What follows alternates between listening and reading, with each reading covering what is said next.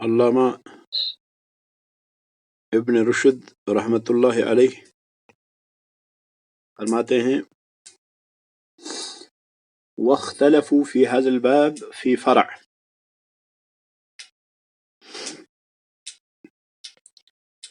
اس باب میں ایک فرعی مسئلے میں اختلاف ہے علماء کے درمیان۔ وہ مسئلہ کیا ہے؟ اذا اختلف فی المسیس، جب مسیس کے بارے میں اختلاف ہو، مس کے بارے میں اختلاف ہو، چھونے کے بارے میں اختلاف ہو، اعنی القائلین باشتراط المسیس، یعنی جو لوگ یہ کہتے ہیں کہ مسیس جو ہے یہ شرط ہے، مس کرنا شرط ہے اور مس کرنا ہی صداق کو واجب کرے گا یا غیر واجب کرے گا۔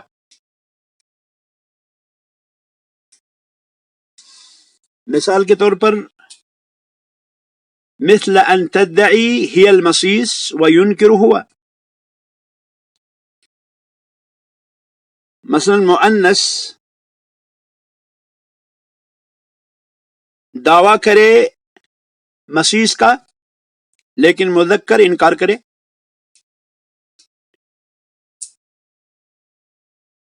تو فالمشہور عن مالک ان القول قولها،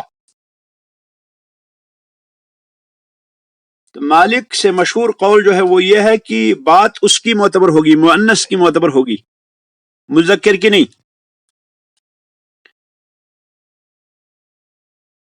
وقیل ان کان دخول بناء صدقت وان کان دخول زیارہ لم تصدق، ایک قول یہ بھی ہے کہ اگر یہ دخول جو ہے یہ صرف بنا کا دخول ہو تو پھر تصدیق کی جائے گی، اور اگر یہ صرف زیارت کا دخول ہے تو اس صورت میں اس کی تصدیق نہیں کی جائے گی، یہ دوسرا قول ہے۔ وکیل ان كانت بکرا نزل الیہ النساء، اور ایک قول یہ بھی کہا گیا ہے کہ اگر وہ باکرہ ہو تو عورتیں اس کو دیکھیں گی۔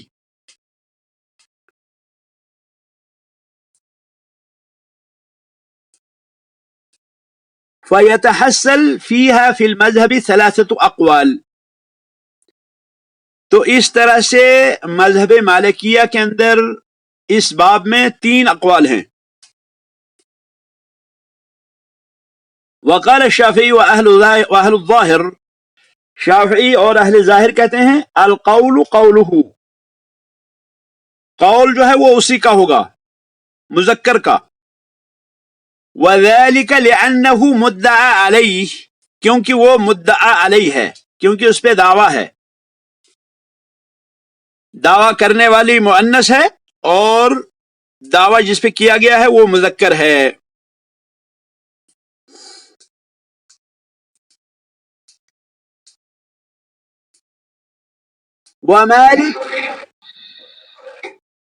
ومالک لیس یعتبر،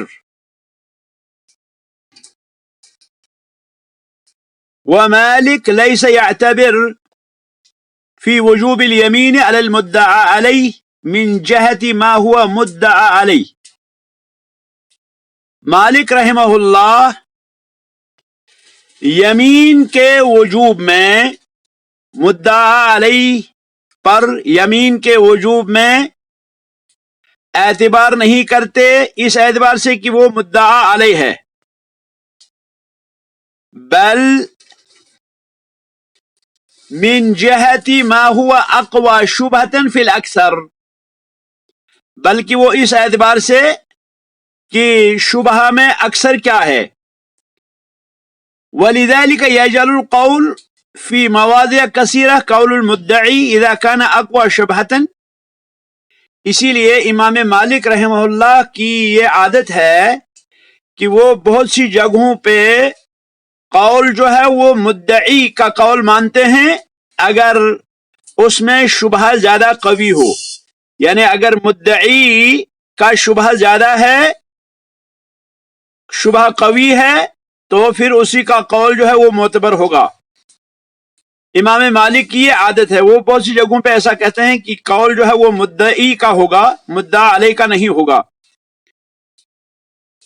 کہتے ہیں وَهَلْ هَذَا الْخِلَافِ يَرْجِعُ، اس خلاف کی اصل کیا ہے، اس اختلاف کی اصل کیا ہے، وہ یہ ہے کہ هل ایجاب الیمین علی المدعا علیہ معلل او غیر معلل، یا معلل او غیر معلل، کیا یمین مدعا علیہ پر، کیا یمین کا واجب ہونا مدعا علیہ پر یہ معلل ہے یا غیر معلل ہے؟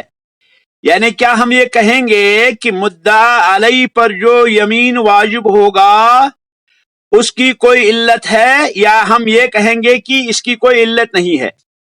اصل جو اختلاف ہے، اختلاف کی وجہ یہ ہے کہ کیا مدعا علیہ پر یمین واجب ہوگا، اگر ہوگا تو کیا اس کی کوئی علت ہے یا اس کی کوئی علت نہیں ہے، یہ اصل ہے اس باب میں۔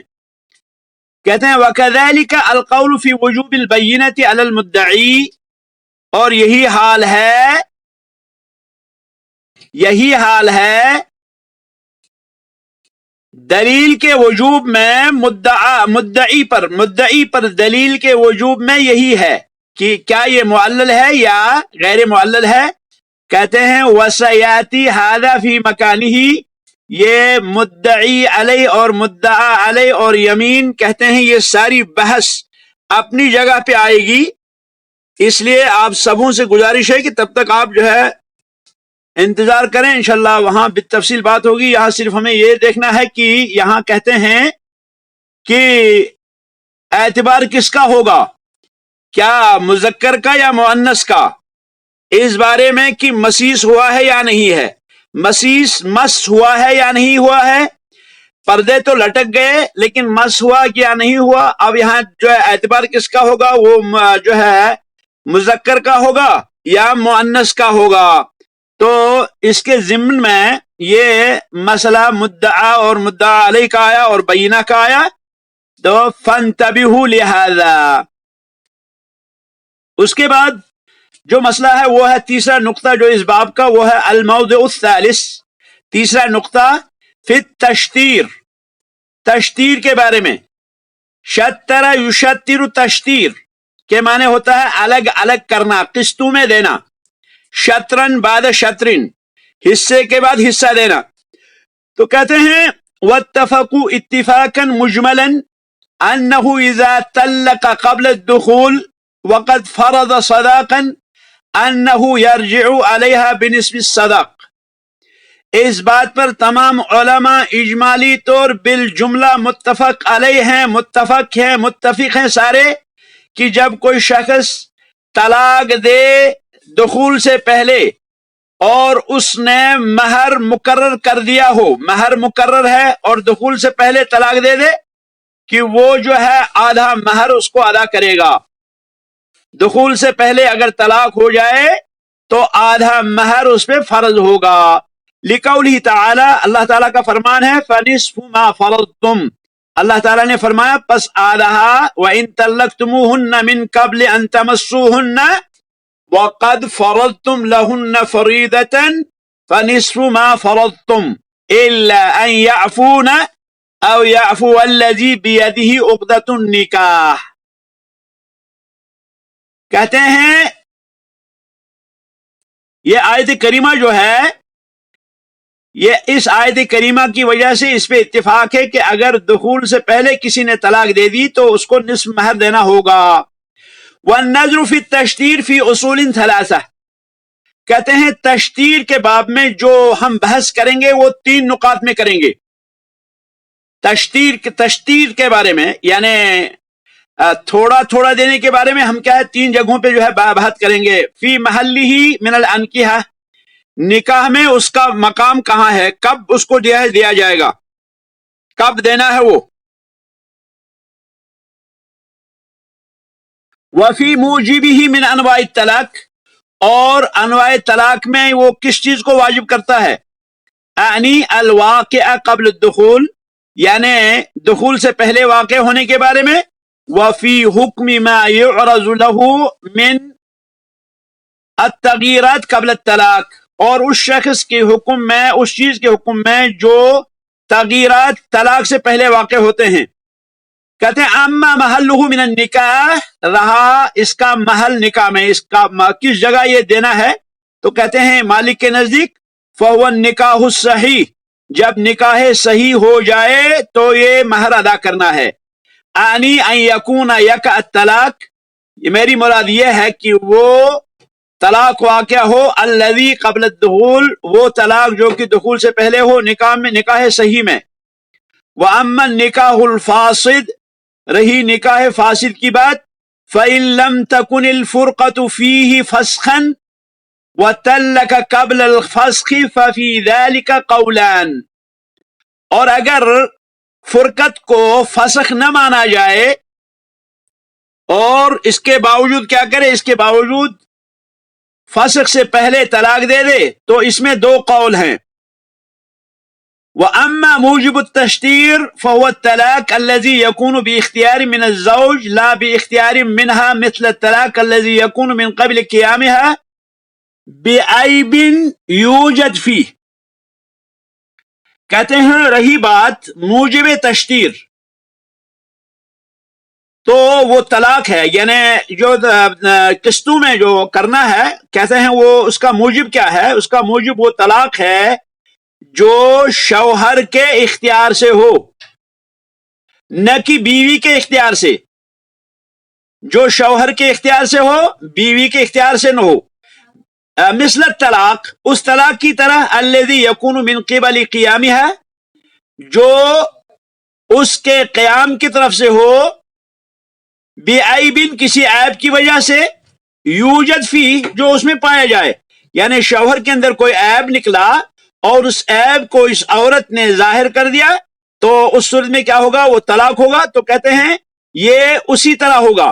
واختلفوا فی ھذا الباب، اس باب میں اختلاف ہے اس شخص کے بارے میں، اس چیز کے بارے میں، الذی یکون سببہ قیامها علیہا بالصداق او النفقۃ مع عسرہ، اس چیز کے بارے میں کہ جو جس کا قائم کرنا صداق کے ذریعے سے ہو یا نفقہ کے ذریعے سے ہو، عسر کے وقت، مشکلات میں۔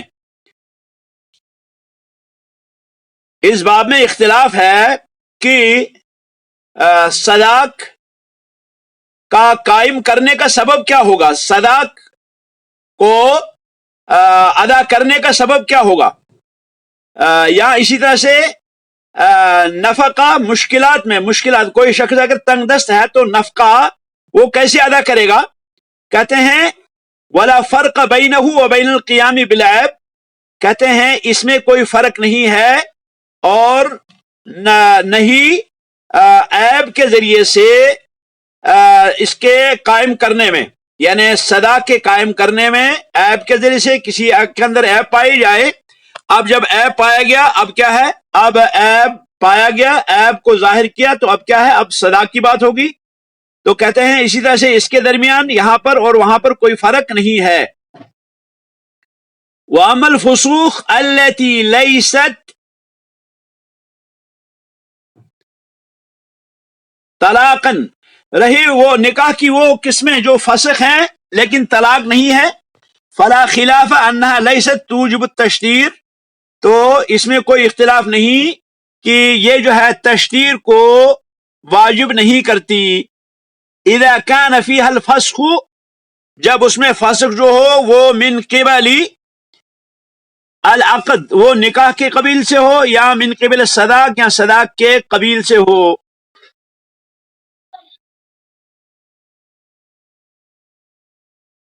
وبالجملہ من قبل عدم موجبات الصحہ، کہتے ہیں یہ ساری جو باتیں ہم نے کہیں، ان باتوں کا خلاصہ یہ ہے کہ بالجملہ یہ موجبات صحت کے فقدان کی قبیل سے ہو، یعنی صحت، نکاح کو صحیح کرنے والی چیزیں جو ہے، نکاح کی صحت کو واجب کرنے والی جو چیزیں ہیں، ان چیزوں کے مفقود ہونے کی صورت میں ہو، معدوم ہونے کی قبیل سے ہو۔ وَلَيْسَ لَهَا فِي ذَلِكَ اِخْتِيَارٌ اصلا، اور اس میں پھر اس کا کوئی اختیار نہ ہو۔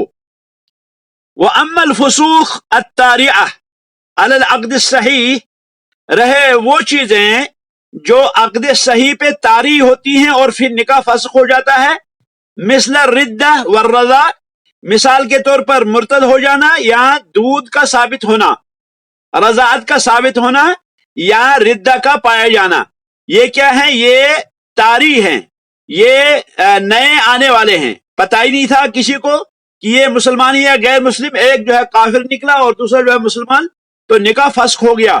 اسی طرح سے رضاعت اگر ثابت ہوگی تو یہاں گواہوں کی اور باقی چیزوں کی کوئی ضرورت باقی نہیں رہتی، بلکہ یہ فسخ ہو جاتا ہے۔ تو کہتے ہیں یہ جو فسوخ طارئہ ہیں عقد صحیح پر، فَإِن لَمْ يَكُنْ لِأَحَدِهِمَا فِيهِ اختیار، تو اگر ان دونوں میں کسی کو اختیار نہ ہو، مثل الردہ، مثال کے طور پر جو ہے ارتداد ہے، او جبت تشتیر، تو ایسی صورت میں آدھا مہر جو ہے وہ کیا ہے؟ واجب ہوتا ہے۔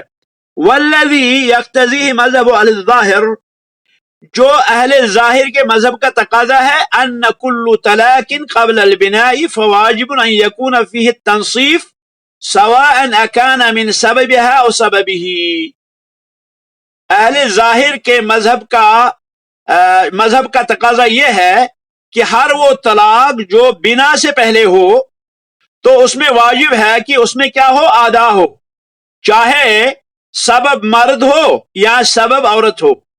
وَأَنَّ مَا كَانَ فَسْخًا، اور جو فسخ ہوگا، وَلَمْ يَكُنْ طَلَاقًا، اور طلاق نہ ہوگا، فَلَا تَنْصِيفَ فِيهِ، تو اس میں آدھا نہیں ہے۔ کہتے ہیں وَسَبَبُ الْخِلَافِ، اختلاف کا سبب کیا ہے اس میں؟ اختلاف کا سبب هل هذه السنة معقولة المعنى ام لیست بمعقولہ، کیا یہ جو سنت ہے، سنت فسخ یا سنت تشتیر، کیا یہ معقولۃ المعنی ہے یا معقولۃ المعنی نہیں ہے؟ فمن قال انها معقولۃ المعنی، اب جو کہتا ہے کہ یہ سنت معقولۃ المعنی ہے، وانه انما وجب لها نصف الصداق، اور یہ کہ اس کے لیے آدھا مہر واجب ہوا، ایوازا ما کان لها لمکان الجبر، یہ اس چیز کے بدلے میں جو اس کو جبر کا مقام تھا، علی رد سلعتها، اپنے سامان کو لوٹانے پر، واخذ الثمن، اور ثمن کے لینے پر، کالحال فی المشتری، جیسے حال مشتری میں ہے کہ مشتری کے ساتھ جو معاملہ ہوتا ہے وہی معاملہ اس کا ہوتا ہے۔ فلما فارق النکاح فی هذا المعنى البیع جعل لها هذا عوضا من ذلك الحق، تو جب نکاح اور بیع کا اس معنی میں الگ ہوا، تفریق ہوئی، تو اس کو پھر کیا ہے؟ اس کو اس حق میں اس کا عوض رکھا، اور وہ کیا ہے؟ وہ ہے نصف مہر۔ قال، وہ کہتے ہیں اذا كان الطلاق من سببها، جب طلاق اس کے سبب میں سے ہو، طلاق کا سبب وہ ہو، لم یکن لہا شیئا، یعنی اگر طلاق کا سبب عورت ہے تو لم یکن لہا شیء، اس کے لیے پھر کچھ بھی نہیں ہوگا، لأنها اسقطت ما كان لها من جبره على دفع الثمن، کیونکہ اس نے ساقط کر دیا وہ چیز جو کہ اس کو کیا ہے؟ اس کو جبر کرنے کا حق تھا قیمت دینے پر، وہ قبض السلع، اور سامان کو قبضہ کرنے پر۔ ومن قال انها سنت غیر معقولۃ المعنی، اور جو کہتے ہیں کہ یہ سنت ہے لیکن غیر معقولۃ المعنی ہے، واتبع ظاہر اللفظ، اور اس نے ظاہری لفظ کی جو ہے پیروی کی، ان لم تکونوا دخلتم بہن، قال، تو کہتا ہے یلزم التشتیر فی کل طلاق، کہ ہر اس طلاق میں تشتیر لازم ہے، آدھا لازم ہے، کان من سببہ او سببہا، چاہے سبب مرد ہو یا سبب اس کی عورت ہو۔ فاما حکم ما يعرض للصداق من التغییرات قبل الطلاق، رہی بات حکم کی ان چیزوں کی جو صداق پہ وارد ہو سکتی ہیں تبدیلیاں طلاق سے پہلے، فإن ذلك لا يخلو، تو یہ ان حالات سے خالی نہیں، ان یکون من قبلها او من اللہ، کہ یہ یا تو عورت کی طرف سے ہوں یا اللہ کی طرف سے ہوں. یعنی مہر کے اندر جو تغیرات جو پیش آتی ہیں طلاق سے پہلے، ان کا حکم جو ہے وہ کیا ہے؟ وہ دو حال سے خالی نہیں کہ یا تو وہ اللہ کی طرف سے ہوں گی یا پھر عورت کی طرف سے ہوں گی. فما کان من قبل اللہ، اب جو اللہ رب العالمین کی طرف سے ہیں، فلا یخلو من اربعۃ اوجہ، تو یہ 4 وجہوں سے خالی نہیں. اما ان یکون تلفا للکل، یا تو یہ کہ پورا جو ہے وہ کیا ہو، پورا جو ہے وہ ہلاک ہو جائے، مال ہلاک ہو جائے. وَإِمَّا أَن يَكُونَ نَقْصًا، یا دوسری صورت یہ ہے کہ اس میں کمی واقع ہو، تلف تو نہ ہو لیکن کمی واقع ہو. وَإِمَّا أَن يَكُونَ زِيَادَةً، یا اس میں جو ہے اضافہ ہو جائے یا اس میں بڑھ جائے مثال کے طور پر. یا وَإِمَّا أَن يَكُونَ زِيَادَةٌ وَنَقْصًا مَعًا، یا زیادتی بھی ہوئی ہو اور کمی بھی ہوئی ہو ایک ساتھ، زیادتی بھی ہوئی ہے اور نقصان بھی ہوئی ہے. یہ تو وہ صورتیں ہیں جو اللہ کی طرف سے ہیں، یہ اللہ کی طرف سے جو ہیں یہ وہ ہیں وہ صورتیں.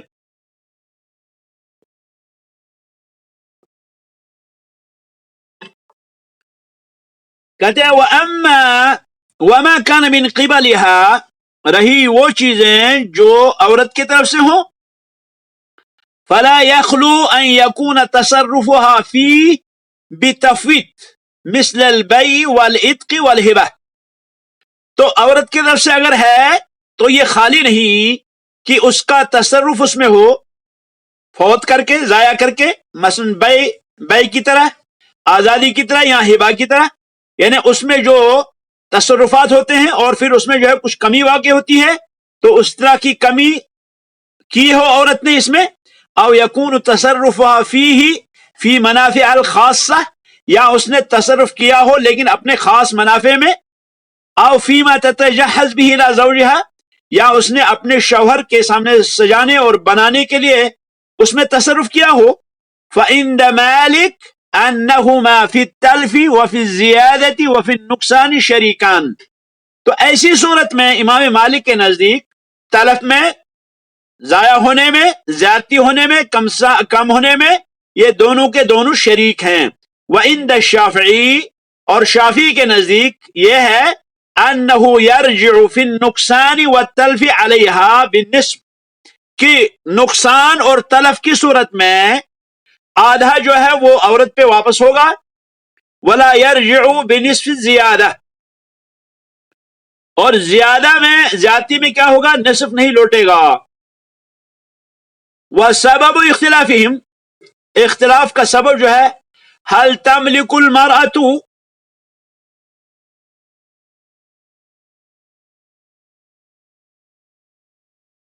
الصداق قبل الدخول او الموت ملکا مستقرا او لا تملکو، کیا عورت مہر کی مالک بنتی ہے دخول سے پہلے یا مرنے سے پہلے ایسی ملکیت جو مستقر ہو اور یا وہ اس کی مالک نہیں بنتی؟ یعنی دخول یا موت سے پہلے کیا عورت کے حق میں، عورت کے پاس جو مہر آتا ہے وہ مہر کیا وہ مستقل اس کی مالک ہے یا اس کی مالک نہیں ہے؟ فمن قال انہا لا تملکو، اب جو کہتا ہے کہ وہ اس کی مستقل مالک نہیں ہے، قال وہ کہتا ہے ہما فیہ شریکان، کہ وہ دونوں اس میں شریک ہیں، میاں بیوی.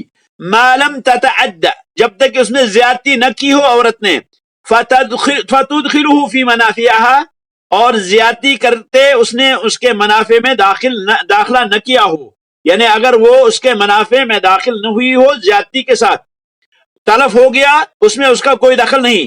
ومن قال تملكه ملكا مستقرا والتشتير حق واجب تعين عليها عند الطلاق وبعد استقرار الملك اوجب الرجوع عليها بجميع ما ذهب عندها.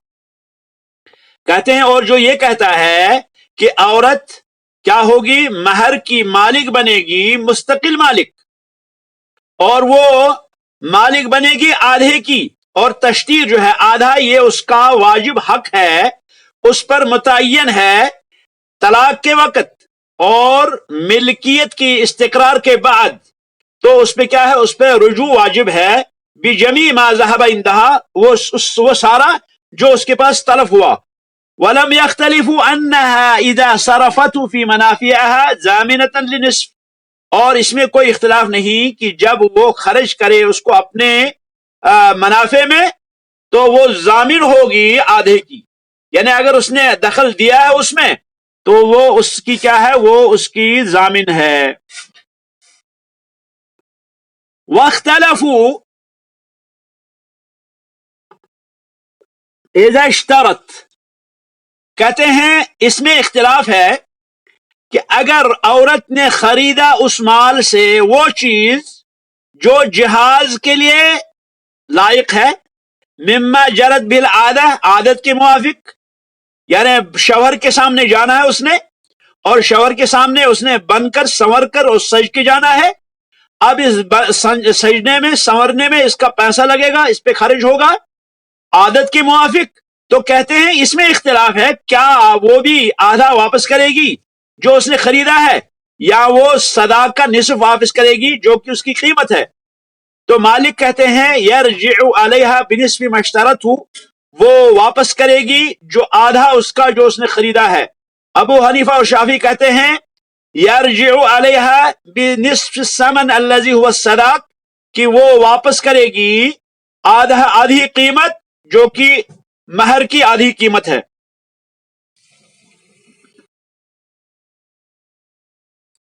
کہتے ہیں واختلفوا من هذا الباب, اور اسی باب میں ایک اور اختلاف ہے, وہ یہ ہے فی فرع مشہور فرع, یعنی یہ اصل نہیں ہے, متعلق بالسما, جو سما سے متعلق ہے. وهو هل للأب ان يعفو عن نصف الصداق فی ابنته البکر. وہ یہ ہے کیا باپ کو یہ حق ہے کہ وہ اپنی بیٹی کا, باکرہ بیٹی کا آدھا مہر معاف کروا دے, یعنی وہ اپنی بیٹی کا آدھا مہر معاف کروا دے, یہ اس کو حق ہے. یعنی اذا طلقت قبل الدخول, یعنی جب اس کی بیٹی کی دخول سے پہلے طلاق ہو گئی. وللسید فی امتی, اسی طرح سے کہتے ہیں کہ کیا سید کو حق ہے اپنی لونڈی کے بارے میں ایسا کرنا.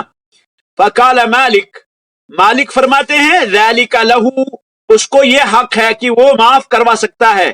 وقال ابو حنیفہ والشافعی, ابو حنیفہ اور شافعی کہتے ہیں لیس ذالک لہو, اس کو معاف کروانے کا حق نہیں ہے. سبب اختلاف کیا ہے؟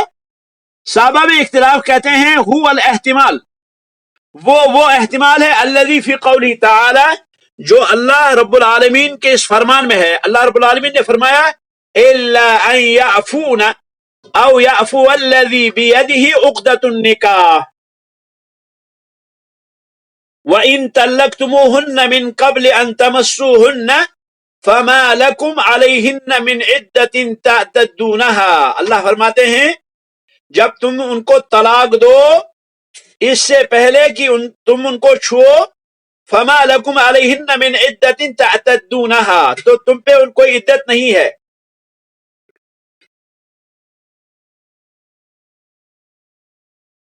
تو اس کے بعد فرمایا فما لکم علیہن من عدۃ تعتدونها, اور پھر فرمایا آگے جا کے فرماتے ہیں الا ان یعفونا, مگر یہ کہ معاف کریں, او یعفو الذی بیدہ عقدۃ النکاح, یا وہ معاف کرے جس کے ہاتھ میں نکاح کا عقد ہے.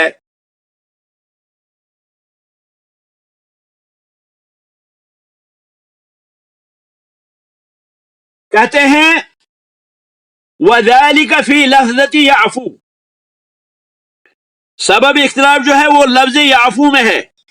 یعفو, افا یعفو میں نے معاف کرنا. فإنها تقال في كلام العرب مرة بمعنى يسقط ومرة بمعنى يهب. یہ جو لفظ یعفو ہے کلام عرب میں اس کو کبھی سقط یسقط کے معنی میں استعمال کرتے ہیں, یعنی ساقط ہونا, اور کبھی اس کو استعمال کرتے ہیں وہب یہب کے معنی میں, یعنی عطا کرنا. اور اللہ رب العالمین کے اس فرمان میں الذی بیدہ عقدۃ النکاح, کہ جس کے ہاتھ میں نکاح کا عقدہ ہے, علی من یعود هذا الضمیر، یہ ضمیر کس کی طرف لوٹتی ہے؟ هل علی الولی او علی الزوج، کیا یہ ولی کی طرف جائے گی یا زوج کی طرف جائے گی؟ فمن قال علی الزوج، جو کہتا ہے کہ یہ زوج کی طرف جائے گی، جعل یعفو، یہ عمر کوٹے جو ہے ہر دن 30 منٹ کے بعد آتا ہے، تب تک پتہ نہیں کہاں رہتا ہے، اور آنے کے بعد بکواس لگاتا رہتا ہے، کبھی آتا ہے کبھی جاتا ہے. اس کو بتا دو ذرا، ہر دن یہی کرتا ہے یہ. 30 منٹ گزر گئے، اب آیا ہے یہ، اب تک سو رہا تھا، فضول میں آ کے ڈسٹرب کرتا ہے یہ.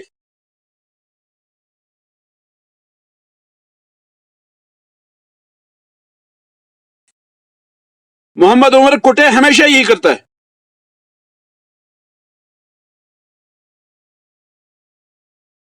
اس کا مسئلہ پہنچاؤ اوپر. کبھی بھی یہ پہلی بار کلاس میں نہیں آیا.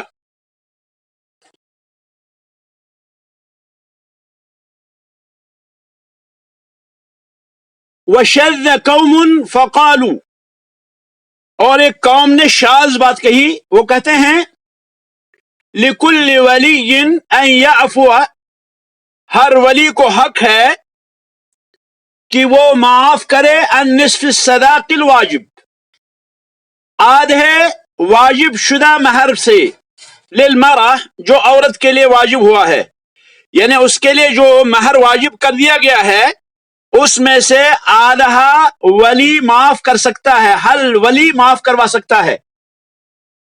یہ شاذ قول ہے علماء کا. وَيُشْبِهُ أَن يَكُونَ هَذَانِ الْاحْتِمَالَانِ اللَّذَانِ فِي الْآيَةِ عَلَى السَّوَاءِ، یہ اس بات کی مشابہ ہے کہ اس آیت کریمہ کے اندر جو دو احتمال ہیں کہ یہ زوج کی طرف ضمیر لوٹتی ہے یا ولی کی طرف، یہ برابر ہوں. لیکن من جعلہ الزوج، لیکن جو یہ کہتا ہے کہ یہ شوہر ہے، فلم یوجب حکما زائدا فی الآیہ، تو اس نے کوئی زائد حکم جو ہے آیت میں نہیں واجب کیا، ای شرعا زائدا، یعنی مستقل کوئی چیز نہیں بیان کی، لأن جواز ذلك معلوم من ضرورت الشرع، کیونکہ اس کا جواز شرعی طور ضروری طور واجب ہے. ومن جعلہ الولی، اللہ نے فرمایا الا فَإِن طِبْنَ لَكُمْ عَنْ شَيْءٍ مِّنْهُ نَفْسًا فَكُلُوهُ هَنِيئًا مَرِيًّا. فَإِن طِبْنَ لَكُمْ عَنْ شَيْءٍ مِّنْهُ، کہ اگر عورت بطیب خاطر اپنے شوہر کو اپنے مہر میں سے کچھ دے دے، فَكُلُوهُ هَنِيئًا مَرِيًّا، تو اس کو مزے لے لے کے کھاؤ، اس کو مزے لے لے کے کھاؤ. منع نہیں کیا اللہ نے، بلکہ حکم دیا اس کو کھاؤ. تو کہتے ہیں ومن جعلہ الولی، اور جو یہ کہتا ہے کہ یہاں ولی مراد ہے، اما الاب یا والد، و اما غیرہ یا والد کے علاوہ کوئی اور، فقد زاد شرعا، اس نے ایک نئی بات جو ہے اضافہ کی. فلذلك یجب علیہ ان یأتی بدلیل، ایسی صورت میں اس پہ واجب ہے کہ وہ کیا ہے، وہ دلیل لے کے آئے. یبین به ان الآیہ اظہر فی الولی، جو ظاہر کرتا ہو کہ آیت جو ہے وہ ولی کے بارے میں زیادہ ظاہر ہے بنسبت شوہر کے. وَذَلِكَ شَيْءٌ يَعْصُرُ، ابن رشد کہتے ہیں یہ بہت ہی مشکل ہے ایسی دلیل لانا کہ باپ کا حق زیادہ ہو شوہر سے، یا ولی کا حق زیادہ ہو شوہر سے. کچھ زیادہ حق جو ہے وہ شوہر کا ہے تمام اولیاء سے. وَالْجُمْهُورُ عَلَى أَنَّ الْمَرْأَةَ الصَّغِيرَةَ وَالْمَحْجُورَةَ لَيْسَ لَهَا أَن تَهِبَ مِنْ صَدَاقِهَا النِّصْفَ الْوَاجِبِ لَهَا، جمہور علماء اس بات پر ہیں کہ چھوٹی عورت، اسی طرح سے وہ عورت جو محجورہ ہو، اس کو حق نہیں ہے کہ وہ اپنا آدھا مہر جو ہے وہ ہبہ کرے. وَشَذَّ قَوْمٌ، اور ایک شاذ علماء کا ایک ٹولہ کہتا ہے، وہ کہتے ہیں يَجُوزُ أَن تَهَبَ مَصِيرًا لِعُمُومِ قَوْلِهِ تَعَالَى، یعنی جائز ہے کہ وہ عطا کرے، وہ اس کو ہبہ کرے کیونکہ اللہ رب العالمین کا یہ جو فرمان ہے الا یعفون، یہ عام ہے۔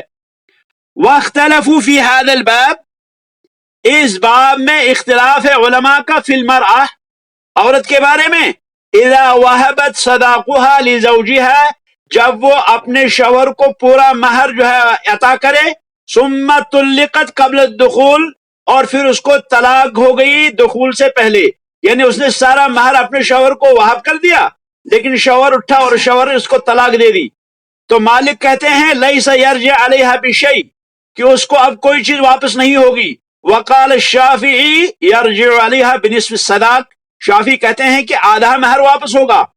اختلاف کا سبب کیا ہے؟ اختلاف کا سبب ہے هل النصف الواجب للزوج بالطلاق هو فی عین الصداق او فی ذمۃ المرأة، کہ یہ جو نصف واجب شوہر کو ہے طلاق کی وجہ سے، کیا وہ عین صداق میں ہوگا، یعنی صداق جو چیز ہے اس معین چیز میں ہوگا، یا وہ عورت کے ذمے میں ہوگا؟ فمن قال فی عین الصداق، جو کہتا ہے کہ نہیں وہ اسی مہر سے ہوگا، تو وہ کہتا ہے لا یرجع علیہا بشیء، وہ کوئی چیز واپس نہیں کرے گا، لأنہ قبض الصداق کلہ، اس لیے کہ اس نے سارا مہر جو ہے وہ قبضے میں کر لیا ہے۔